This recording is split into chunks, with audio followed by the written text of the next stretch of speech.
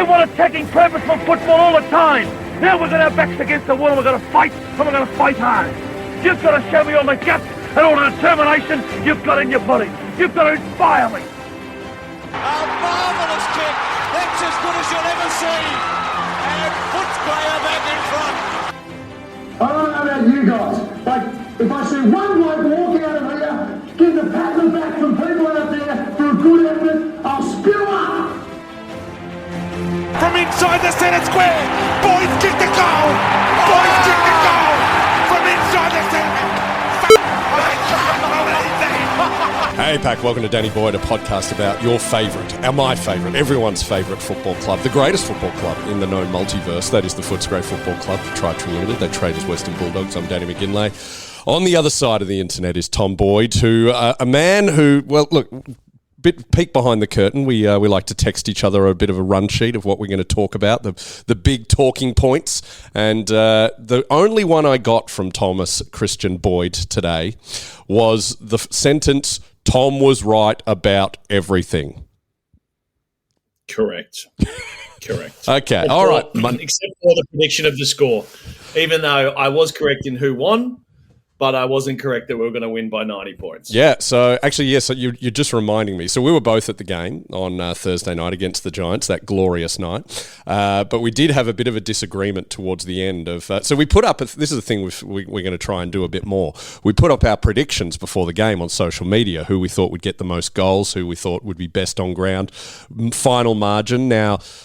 You predicted something ridiculous, like we'd only win by a goal, and that's just God, what a silly suggestion. I suggested something like 46 points again, the height of buffoonery. I think basically what happened is that they heard that me and you were coming to the game, and so the Giants decided not to turn up. Do you they reckon, stayed in Sydney. Are they intimidated by the force that is this podcast? They were either intimidated or they just got lost because there was genuinely not a single shot fired by that time.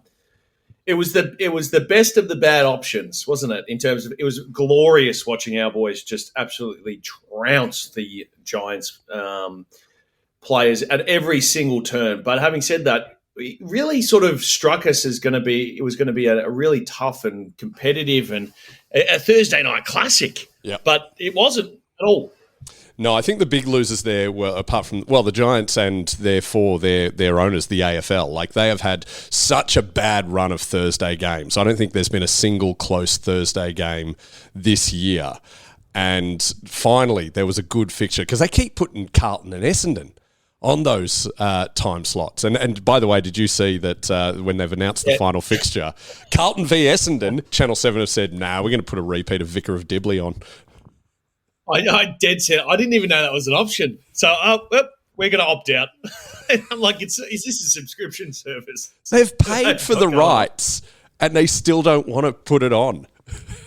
Well, presumably there's some clause in there that they have some flexibility on how many games they show, and there's like a nominal fee per game or something that they don't think they can make back. Because surely they haven't just said, we paid $12 million to put this game on, and we're good. We're good. Like, what film would you have to have ready to go that you've, I joke about a repeat of Vicar of Dibley. Like, there's no, I mean, what did Channel 7 even show? I mean, I worked at the Logies at the weekend. I should know this. Are they showing The Voice? Are they showing My Kitchen Rules? Gogglebox? That's something else. The what? Where's Gogglebox on? Oh, Gogglebox is Channel 10. So, I mean, surely they've got the new James Bond film. I'm trying to think of what could actually bring people in. Unless they've... Another showing of 60 minutes. Maybe they've got... Just another one. Maybe they've got, the director's cut of Back to the Future where Marty and his mum actually end up together. Like, what would bring people in? Or the 4-hour rendition of... Lord of the Rings, Return of the King. Yeah, the extended edition. I mean, all of these things are things I would rather watch than Carlton v Essendon. Although, I actually, do you know what they should do? This is my idea. Here, I'm pitching Channel 7. Got my TV hat on. Show the game, but you need like picture in picture. So put the screen in quarters because that's easier. You're going to have one with the game. Put that bottom left-hand corner. Top left-hand corner, Carlton Cheer Squad. Top right-hand corner, Essendon Cheer Squad. Bottom right-hand corner, we get who's the two biggest nuffy Carlton and Essendon broadcasters. We get like Ange Christou and James Hird commentating, and they just go each other. Yeah, perfect. Maybe we should put them in a boxing ring to make it more entertaining. There we go. Because you do. Yeah, that might be more of a contest, you know? I just want to see Carlton and Essendon fans lose their minds with rage. So, yeah, the cheer squads would be good for that. It'd be honestly like a torture that you would reserve for your worst enemies to watch that game. Yeah. Right now. And like, you know, they've even better. They've said that I think I saw that Vossi's safe or Vossi's going to 5 hour board meeting by Carlton. But by the way, that was a standard scheduled board meeting. It wasn't like an emergency. The media all went, they're meeting. They were going to meet on the first Wednesday of the month regardless. But yeah, Vossi's safe. And the rumour was that they were going to sack Vossi because now that Melbourne have sacked Goodwin, and we are going to talk about that a fair bit, is that now they're both going to fight for Longmire. Well, exactly. Like people, Anna, my wife, said to me the other night, she goes, "Is it a bit stiff that, you know, he got sacked in the middle of the season?" I'm like, well, it always happens, right? Like they always get sacked before the end because they want to get on the coaching merry-go-round and they really can't start talking to possible candidates until obviously their previous coach is done. And the other thing that typically happens is, to your point, that Goodwin goes, and then it would make a lot of sense for Voss to go quickly if that was the path that they were going to take, because otherwise, you know, you basically can get attached to the job that you're interviewing for, and Longmire might not interview with anyone else, right? If that's the case. So I will say this: I don't think board meetings go for 5 hours. So they were obviously talking about something that was pretty significant. They were watching Lord of the Rings. If it was, yeah, exactly. We watch that first, and then we do the board meeting, because typically an hour, 90 minutes, couple of hours at most, on a monthly basis. That should cover pretty much everything, particularly in the fair weather board meetings when things are actually going well. They should be over pretty quickly. Yeah. So there was obviously some debate going on, which I think is interesting. But we didn't really cover the fact that I was right about everything, Danny, which is the thing that I really wanted to talk about. Well, let's go back to it. So you predicted Bont would be best on ground. I mean, you know, a bit of a coward's choice, but it did turn out to be correct. But eight votes. You got. I was also tipping this and Aaron Norton with the same. Well, that's the thing. You said Darcy kicked the most goals. I said Norton. They both got, what was it, 5? 6? 5. But Darcy kicked an extra point. So is that how we're measuring it? Score. If anything, he should lose a goal for being inaccurate. He should lose a goal for that set shot that he missed in the second quarter. I know. It was an absolute duff. So I dead set, right? We were sitting there, and I had one of my best friends there, Brevin, and he lines up for that shot in the first quarter, I think, sort of 35 out directly in front. And I go, he's usually pretty reliable. I'm like, now I've jinxed him. And then as he goes to kick, Brev goes, see, he never misses. And I go, and literally looked at me before the ball went through the sticks. And I said, Brev, he's missed. He goes, no, he hasn't. I'm like, mate.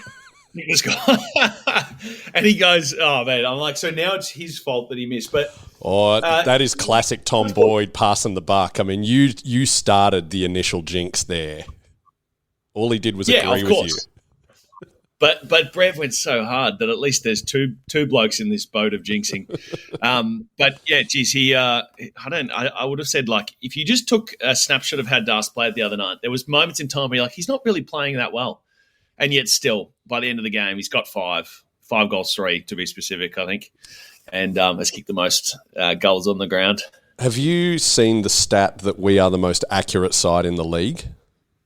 Yes. What the hell is going on? Yeah, it's upside down.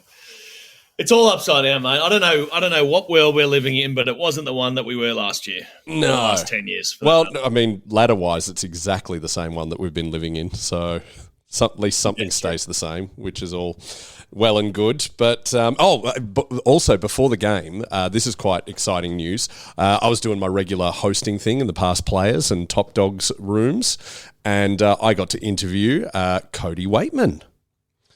and finally find out what the hell is wrong with him, because we've heard the rumours about the double patella and the extra kneecap that's been sorry. And yes, that is he confirmed it. I heard it from the horse's mouth. He was born with two kneecaps fused together, and then in a pre-season incident with I won't name names, but it's Riley Garcia. He knocked one of the patellas loose. And so the doctors are just flabbergasted, going, "Oh my God, you got two kneecaps. All right, we'll take one of them out." And then they didn't get it in the right position, had to have another operation where they put it in the right spot. In that operation, he ends up getting a staph infection. For those who don't know what that is where the bacteria on your skin, which is good for your skin but bad for the inside of your body, it actually got in there, and it makes you really sick. Like you're all inside out and wrong. And so then he dealt with that. They've had another operation for some reason, I think just to clean it up. He still can't run, but he's swimming pretty much every day, and he's looking schmick, and he's in a good mood. And he did say something very positive. He was talking to Tom Liberatore about the injury, and Tom Liberatore has said to Cody Wakeman, the reason Tom is in such great form at the end of his career is because he did those two ACLs. It prolonged his career, which I think is fantastic news, because I want Cody there for at least the next dynasty. Yeah, for sure. It does obviously very concern myself and others who, if I haven't heard about it, if I haven't heard about an injury before and someone has it, it always freaks me out. Yeah. Because over the course of a 6-year professional career across 2 clubs, I've pretty much seen everything that can happen. And of course through the juniors as well. And to hear he's got a double patella, and, regardless of how positive he is at the moment, not to pour cold water on this conversation, but it's not good that it's taken this long and he's still not running, right? Like, this has been basically, 8 months or something like that? Yeah, 6 months? So I'm glad that he's positive, because, the fact that he's in the pool and everything is great. But to your point, we obviously want to see him get back out on the field. And it's always concerning when guys who are athletes, super athletic, great jump, good overhead, like a remarkably good and well-gifted player from a marking point of view for a guy who's 5 foot nothing. It's always concerning when they have lower limb issues. So hopefully he gets back out in the park soon. Can you imagine him out there with Norts and Darcy in that form that they're in? Well, you know what? A lot of people, I think, would say there'd be too many personalities in the forward line. But if anyone can make it work, Cody is the guy. Like, Cody can just, because he's so different the way that he plays for a small guy, I think he would be like the perfect extra. And it does now feel like we have way too many forwards, because not to mention we obviously have a, number 1 pick key forward who's not playing at the moment or training at the club, from all accounts. Is he back? He's back not training, or is he's training with VFL? Or I don't think there's a reason why we haven't seen him in much footage recently, I think, to be honest. So I don't know what he's doing. Why don't we start a rumour right now? We have such a gifted forward line, and we have 2 of the genuine best forwards in the comp not playing right now. Yeah. And we still have 2 of the best forwards in the comp who are both playing, It's a unique situation. The rumour I want to start right now, I heard Jamara is going to be coaching Melbourne next year. Wow. I wonder what the training sessions would look like. I think Jamara and Clayton Oliver would get along very well.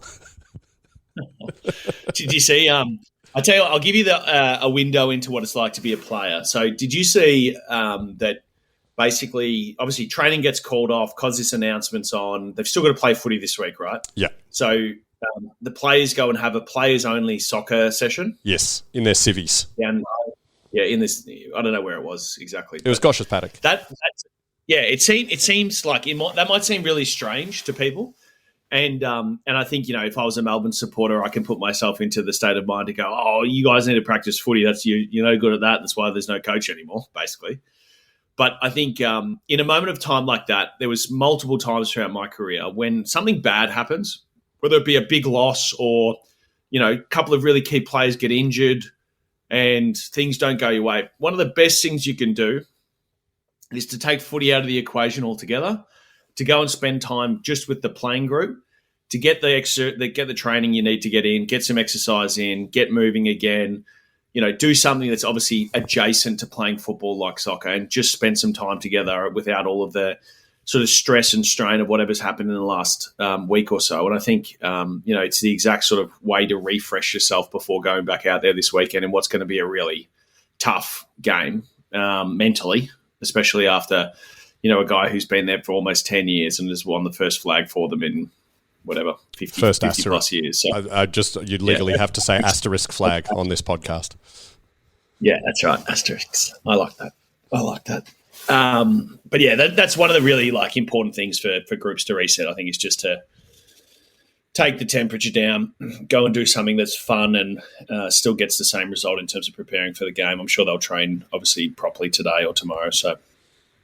So I mean, did you ever? You never went through a coach being sacked or resigning? No, not even at juniors. I had a coach join about 4 weeks after I'd started. Yeah. Who was that again? The man, the myth. So, I mean, obviously, as soon as we were all feeling pretty confident. We smashed the Giants. Demons in disarray. We've got to win. They're playing for draft picks. Well, not actually. Apparently, they don't have their first draft pick this year, so no. They're in a bit of strife. The Demons. But we were all worried because it just seems, as Dogs fans, that whenever a coach, because there's the theory that if a coach gets sacked, you win the next week. It's called the new coach bounce or the dead coach bounce, new coach factor, whatever you want to call it. On the banner this week, we're calling it the new coach bounce, and it's only been proven to work 40% of the time. But I spent 3 hours yesterday, Tom Boyd, on AFL tables and looking through old newspapers online, and I have analysed the data on every single coach that has been sacked or quote-unquote resigned since the year 2000. 25 years worth of data. How many coaches do you reckon have been sacked or resigned in that time? Here we go, Danny Fact time. How many coaches have been sacked? What was the time period? 25 years, 2000 to now. I'd say sacked mid-season is the criteria. Is that what we're talking about? No. What I've done, I changed it. I was texting you sacked mid-season, but I brought in everyone who quote-unquote resigned. There's a few outliers that, so I count Malthouse got sacked, even though it was handed over to Buckley. That was a say. Same with Clarkson to Mitchell at Hawthorn. The only one I can think of, there's a couple that I say definitely resigned and weren't forced out, and that would be Mark Thompson at Geelong. Just won 2 flags, made the prelim, and then went, I'm cooked, I'm done. Little did we know what was actually going on in his personal life. And John Longmire. John Longmire was not, he just finished the season on top. Yeah, they didn't show up in the grand final, but that's a definite resignation. So I'm not sure Longmire's was a resignation. They forced him out too. You reckon? They forced him out to bring, 100%. 100%. But they forced him out to bring Cox in. Absolutely. Well, all right. Well, if we bring that in, hang on. Who they've got to put, because the way I also measure it, if you get sacked at the end of the season, round 1 next year is still a new coach game. Yeah, that makes sense. So I've just got to. Well, if you're going by that, I've just got to check who did the Swans play. Opening round, they played Hawthorn. That brings them up to 5 times they have faced a new coach since 2000. Right. I would say there would have to have been 60 coaches. You are since very 2000. close. 57. Yeah. Well, Heinz Varieties. Wesley Snipes. Yes, very good. 57 coaches have been sacked or resigned mid-season. And the team that has faced the least amount of new coaches, there are 4 teams that have... It's only happened once in 25 years. Every team's had it, but... There is only GWS, only one. Adelaide, only one. Brisbane, only one. And Essendon, only one. You would have thought you'd sack before Essendon. Yeah. I think Essendon have done more of the sacking, to be honest. Oh, hey, here's another fun fact before I get to the data. Which clubs have done the least amount of sackings and which club have done the most amount of sackings? Geelong are probably the least. You are correct. Because it's gone... It's like Bomber took over in 2000, so that's zero. I think they sacked Gary Ayres in 99 and Bomber Thompson took over, and then he literally handed over, so that's 0 sackings. Also, officially, GWS have done 0 sackings because Leon Cameron, quote-unquote, resigned, but we'll call that 1. Yeah, okay. 1. Definitely 1. Definitely. God. So, never believe it. Doesn't it seem that it would be so calm at Geelong? Like, everything about it seems calm. The place they live, in terms they can live down the beach, they seem to be good every year. They've won, 4 flags since 2000. All the money. Which club do you reckon has sacked the most coaches since 2000? Ooh. And do you know what's great about this club? There's no resignations. These are all sackings. I like that because St Kilda have had a lot of turnover, but they always quote unquote resign. That's the classic Rod Butters. Hey, well, you get to resign here on your own terms, but you're doing it now today. Yeah. So again, let's not read anything and believe it. What's the number before? I guess 6. 6 sackings. The 6. Blues would have to be close, right? The Blues are number 1. He's on fire. Let's go. Have we ever faced the Blues? That's Ratton. Yeah. Ratton, whoever the guy that's now at the little fella, what's his name? As in Ross Lyons, assistant coach at St Kilda right now? Yeah, that one. Brendan Bolton? Yeah, that one. Yes. Bolton. Malthouse. Correct. Pagan. Good. 2 more. These are hard, the last 2. Is this early? This would have to be... One's early, one's recent. Pagan would be the first one, right? Pagan's the... No, Pagan. There was one before Pagan. Who got sacked for Pagan? You got to remember, you were in primary school when this happened. Oh, but you're a Carlton fan, so yeah, you should be able to do this. Yeah, I don't know the last 2 off the top of my head. Wayne Britton got sacked for Pagan. And remember a couple of years ago, they were all aboard the Teague train. David Teague. That's right. Yeah. That's right. I did like watching Teague when I grew up. Where did he play? He was a good player. He was a Carlton, was he? I think he played at Carlton, yeah. I think so. Okay. Essendon didn't sack anyone until 2008, and since then, Knights, Hurd, Worsfold, Rutten, got a fair few. Yeah. We've only sacked 4 coaches this century. Yep. Wallace, Road, Eade, McCartney. Wallace Road. St Kilda right up there. We've had 4. Oh, but everyone's been sacked. Yeah, I mean, like every coach. So can I just to put yourself in the mind of the psyche of a coach? Not a single coach in the world ever thinks that it's their time. Oh yeah, totally. Not a single player, not a single coach. This is why people forget this, and I've explained this before. Luke Hodge didn't do a retirement speech at Hawthorn because he played his last games for Brisbane. Yeah, right. A guy who captained them to 4 premierships, or at least captained them to 3. 2. Right, 3. 2. Who was the other? Mitchell got 1, Mitchell? I think. And I don't want to think about it. Anyway, go on. Anyway, he had 4 premierships and he still didn't get to it. And that's the exact same with coaches. They all think it's like, I'm almost there. It's gonna turn. Yeah. It's gonna turn. And they're all egomaniacs and they think they're always the solution. The solution is me, coach number 1. And then they go, oh, I've got to resign. So you got sacked. Yeah, they all got sacked. Every single one of them, pretty much in history, has gotten sacked. Well, I know who didn't get sacked? You know who didn't get sacked? Damien Hardwick. There you go. There's one. Yeah. Oh, that's one. Yeah, that's another one I didn't count. Yes. Definitely one. And do you know who also didn't get sacked? Terry Wallace almost didn't get sacked. If he'd waited a week and got left, that would have been absolutely fine. But the players sacked him last game of 2002 because he said, no, I'm leaving and then this year. And they all went, well, piss off then. We don't want you. And Peter Road coached that final game. And we beat Collingwood, who made the grand final. It was such a great win.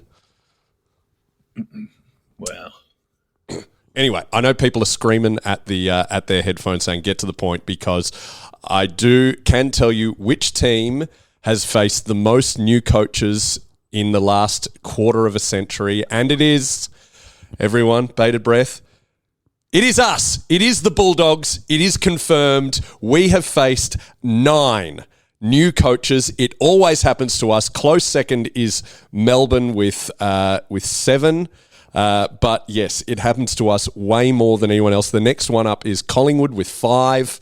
And after that, it's a few on 4. But we are head and shoulders winning that. It always bloody happens to us. I'll go through them for everyone who just want to get your memory going. And of course, my mouse doesn't work at this point as I'm trying to. It's been freezing up this computer a fair bit, but oh come on, this is not the time. This is not the time, people, isn't it? Great. Anyway, there we go. Now it's back up. There we go. We have got So I'm just going through alphabetically. 2011, Matty Knight's Kevin Sheedy got sacked at the end.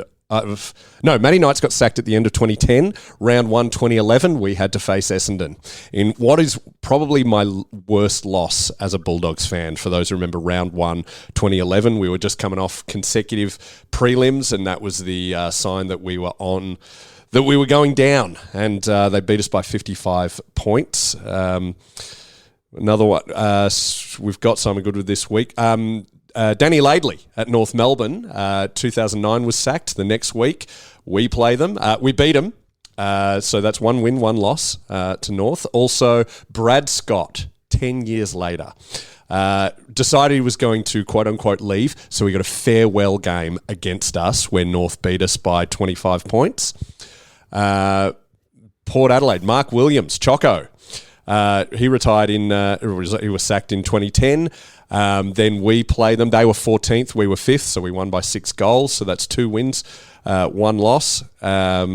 2 wins, 2 loss, 2 wins, 2 losses. Terry Wallace at Richmond decided he was done. Well, the board decided he was done. He got a farewell game, and of course it was against us. We won that one by 68 points. That's in 2009 as well. So that was actually back-to-back weeks. We played Richmond in their one, and then we played North. St Kilda. Now, this is interesting. We had 2 in 1 year, Boydie. 2 in 1 year. Wow. At the end of 2000, I think they sacked Grant Thomas, or it could be Stan Elves, and one of the two. Malcolm Blight was brought in. So his first game plays us. St Kilda, who came 16th the year before, beat us by 5 points. We came 7th. Then Malcolm Blight gets sacked 15 games later. And who are they playing? Us. We won that one. So, and then what do we got here? What's the next one going? There's still a few more. Another St Kilda one when Alan Richardson got sacked in 2019. St Kilda fired up. They were 15th. We were 10th. They beat us by 5 goals. And John Worsfold is the last one, 2014. He got sacked at the end of 2013. It would have been Adam Simpson's first game. They beat us by 10 goals. So it is equal. So what's it, 9? It's like 5 losses, 4 wins. And it is us. It's just good to have it confirmed. It is us who always cops the new coach factor. But it really hasn't done much, is what I'm hearing. Yes, yeah. So it's 50-50. I think we're due a win in that. So what I'm ultimately saying, I went through 3 hours of dredging through data just so everyone, Footscray fan, hey, Bulldogs fan, you listening, look at your phone. Look at whatever you're listening to right now. Look at me in the eyes. It'll be okay. Stop panicking. Yes. But having said that, the reason for the panic is because there have been some examples in recent times where the likes of Carlton's one. Well, it's if we say it's going to happen, then it doesn't, because this is how the world works. We jinx ourselves for a positive result. The Carlton one is the one that I remember most when Teague took over in the middle of the year, right? Where they basically hadn't, been even worth watching. Well, I can check the data on that. Go and win. Basically, they win the first game that he comes in. They win 2 or 3 on the trot or whatever. Then they fall off the cliff, I think, at the end of the year, from my memory. So Teague's, he got sacked at the end of 2021. So he must have come in at 2019.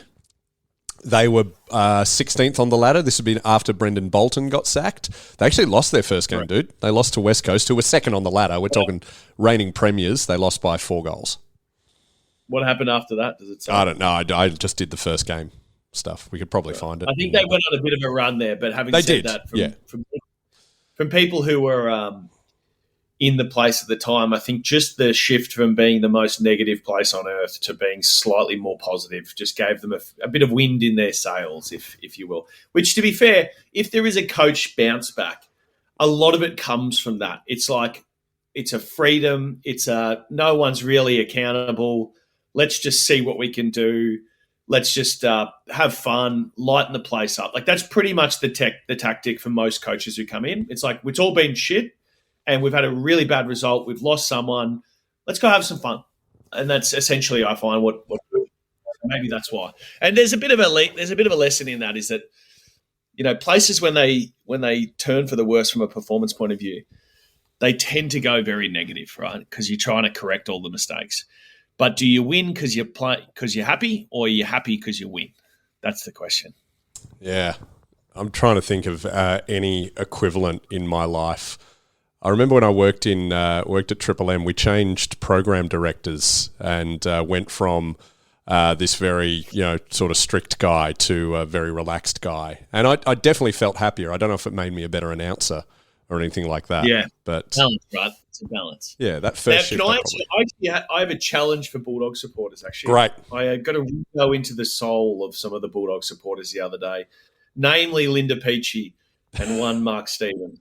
Okay, so Linda Peachy, who works for the club, is our favourite person in the league. She runs the past players. She also runs the cheer squad and a lot of the coterie groups. And Mark Stevens, friend of the show, journalist. All right, what do you got for us, mate?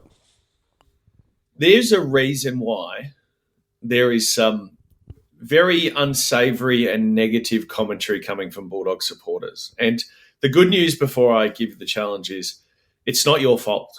It's not your fault that you are so negative. All right. You've been through a lot. It's been a tough caper being a Bulldog supporter for the last 50 years. Mm-hmm. Having said that, we all need to resolve our trauma, because when I sat there in the middle of the third quarter, when it looked like the Bulldogs were playing against the Giants' third division side, and we were up by 72 points, I'm listening to Mark Stevens and Linda Peachy go, "Oh, we're just not playing that well. Oh, I'm so nervous. Oh, we're just going to lose." Like, I just can't. There's just Steve-O Jed set, like, with a straight face, started to microanalyze our team and how we were making all of these errors. I'm like, Steve-O, we're winning by 12 goals. What is wrong with you? And he goes, no, we're just not. They've got a chance here. He said, right, the Giants kicked a goal. We had a goal that was overturned just before halftime, I think. Yep. The one in the post. And Steve-O literally, again, with a straight face, said to his family, and then later repeated to me, "Oh, that's a real momentum shifter." Like, dead set. This is the point. Guys, if you're going to support the Bulldogs, it's not 1997 anymore, all right? We are and will always be, from this day onwards, a competitive side with a great club, with plenty of money and a great supporter base. We don't need to be traumatized by all of the past mistakes, because it brings the worst out in us as supporters, or brings the worst out of you guys as supporters. Hang on. All right, I love this, by the way. This is great. How can you promise we're always going to be competitive? Like, there's an ebb and flow. There's a seasonal, the premiership window, the circle goes round. We're going to have some tough times. And they are coming, and you look at North Melbourne and St Kilda, they've had tough times forever. How can you promise that we're always going to be competitive, Tom Boyd? Well, I would say that the real trauma doesn't come necessarily from just on-field performance. It comes from this pathological fear that we are going to end up being merged with Fitzroy, or we're going to end up being sent back to the Boondocks or whatever, and our club is going to cease to exist.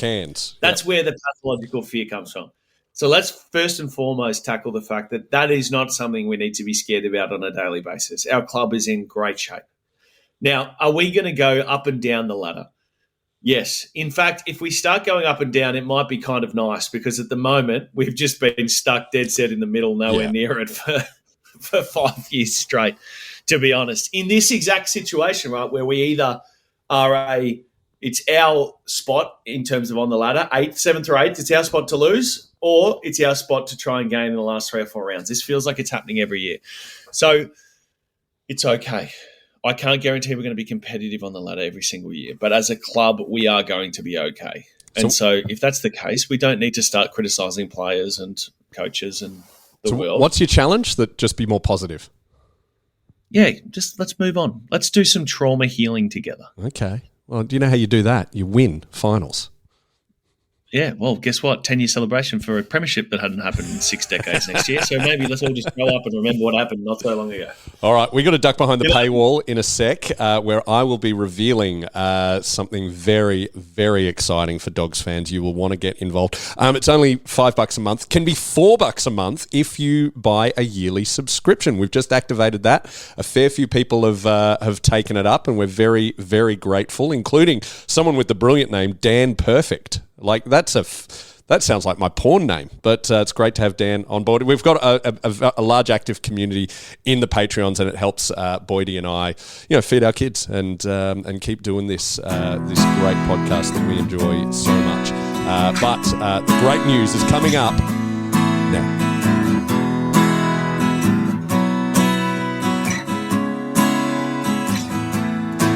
I gave my childhood to that role of the red, white and blue sea, and the knowledge that you had to love the Bulldog boys and me. 20 years on, I feel that longing hanging in September air. But the reason I go every week is to pretend you're still there, and they will find the glory one day, and I will throw it at your feet. It's a long, long road they're running for you, the dogs of Footscray streets.